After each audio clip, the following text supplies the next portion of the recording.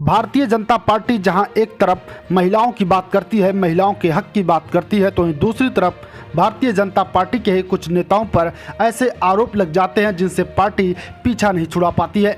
एक ऐसा ही मामला सामने आया है उत्तर प्रदेश के कन्नौज जिले से, जहां महिला नेत्री ने पूर्व सांसद सुब्रत पाठक पर गंभीर आरोप लगाए हैं। महिला नेत्री ने क्या कुछ कहा है, आइए आपको हम दिखाते हैं।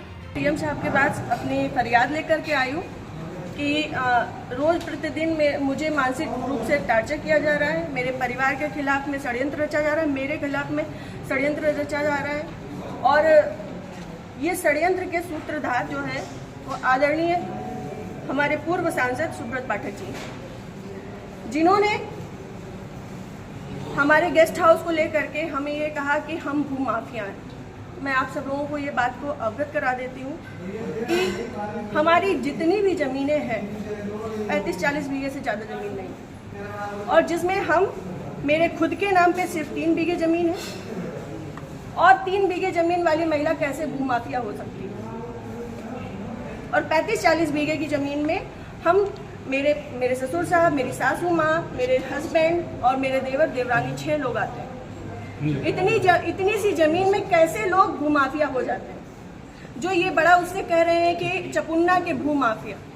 और रही बात मेरे गेस्ट हाउस की, राधा रानी गेस्ट हाउस की, तो आज इन्हें ये पर लग रहा है कि वो हमने सरकारी भूमि में बनाया है, अवैध जमीन पे कब्जा किया है।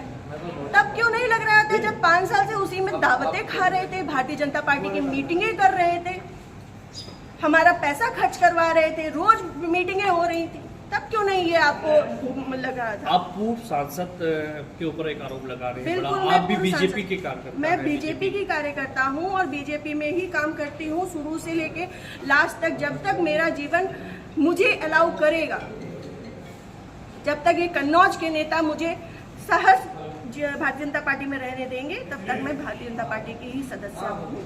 पार्टी में आपने इसकी उच्च पद पे लोगों से शिकायत की है क्या? मैंने ये इस विषय के बारे में यहाँ से लेके प्रदेश अध्यक्ष तक को सबको सारी बातें पता है, और आज से नहीं पता है, ये पिछले 2 सालों से पता है।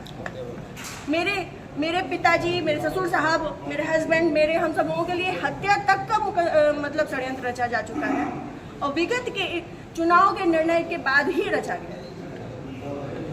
पिछली 4 जून को रिजल्ट आया है, पिछली 3 जून को ये हमारे गांव गए थे। हमारे गांव जाकर के इन्होंने, हमारे राइवल्स हैं जो, उनके घर जाकर के इन्होंने 2 घंटे की बैठक रखी जिसमें षड्यंत्र रचा गया।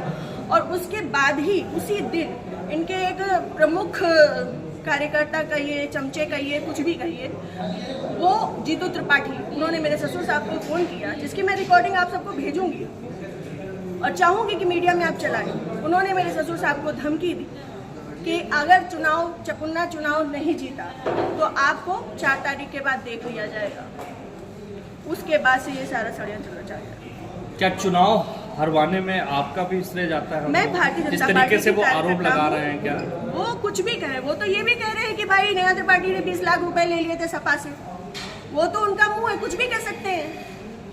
पर मैं भारतीय जनता पार्टी की कार्यकर्ता हूं, और सभी लोग सोशल मीडिया जानते हैं, चलाते हैं, सभी लोग मेरी आईडी में देख सकते हैं कि मैंने किस तरीके से काम किया है। मैं सुब्रत पाठक के लिए काम नहीं करती, मैं भारतीय जनता पार्टी के लिए काम करती हूँ। आपने प्रशासन और पुलिस से शिकायत की इस बारे में? जी, मैंने पिछली 25 तारीख को प्रशासन पुलिस से शिकायत की थी, जिसमें सीओजी की टीम गठित है, और अभी तक कोई भी पकड़ा नहीं गया। क्या मानती है पुलिस, प्रशासन और पुलिस दोनों लापरवाही कर रहे हैं? संभवतः हो सकता है, क्योंकि जिस हिसाब से अब दिन बीतते जा रहे हैं तो मेरा भी सब्र का पैमाना टूटता जा रहा है, और मुझे, मेरे परिवार को बहुत ज़्यादा खतरा है इन लोगों से जो हमारे दुश्मन हैं। क्योंकि सुब्रत पाठक जी ने, हमारे जो राइवल्स हैं, सभी आजीवन कारावास के मुजरिम हैं।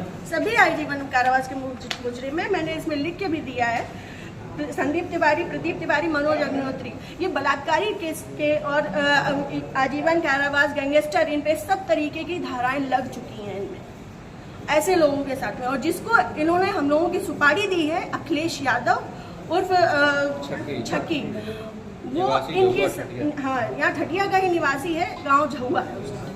वो इन लोगों के साथ में, सुब्रत पाठक के साथ में भी जेल में रहा है और इन लोगों के साथ में भी जेल में रहा है, और अभी फरार है। और इन लोगों की मोटरसाइकिल भी उनके पास है, अभी तक वो भी बरामद नहीं हुई है। ये लोग सिर्फ मेरा मानसिक, शारीरिक और चारित्रिक शोषण करते आ रहे हैं 2 साल से। मैं 3 साल से मैं बहुत ज़्यादा परेशान हो चुकी हूँ। अब ये चीज़ें नहीं होंगी। आज आपने जिलाधिकारी से बातचीत की है, क्या उन्होंने आश्वासन दिया? उन्होंने मुझे पूर्ण आश्वासन दिया है कि इस पे निष्पक्ष जांच होगी, क्योंकि हमारे पास रिकॉर्ड्स भी हैं, हमारे पास सबूत भी हैं और बहुत सारी चीज़ों के सबूत हैं। समय आने पे मैं वो सब आपके सामने रखूँगी। जिले में जो भी भ्रष्टाचार हो रहा है, जो जिला पंचायत में भ्रष्टाचार हो रहा है, जो ब्लॉक प्रमुख में भ्रष्टाचार हो रहा है, ब्लॉक में भ्रष्टाचार हो रहा है, वो सारी चीज़ें मैं आप सब लोगों के सामने रखूँगी। अगर आपकी सुनवाई आज नहीं होती तो आगे क्या कदम उठाएंगे आप? मैं आप लोगों का सहारा लूँगी और आप लोगों का सहयोग, मुझे पूर्ण विश्वास है कि मेरे साथ हमेशा रहेगा। और मैं इस पे अपनी अंतिम सांस तक अब फ्रंट के पैमाने में आकर के लड़ूंगी। तो आपने देखा कि भाजपा नेत्री नेहा त्रिपाठी ने सुब्रत पाठक पर क्या कुछ आरोप लगाए हैं। बहरहाल इन आरोपों के बारे में आपकी अपनी राय क्या है, कमेंट सेक्शन में जाएं, कमेंट करें और कमेंट करके अपनी राय हमें ज़रूर दें। बहरहाल अभी के लिए बस इतना ही। देखते रहिए मानसिकता न्यूज।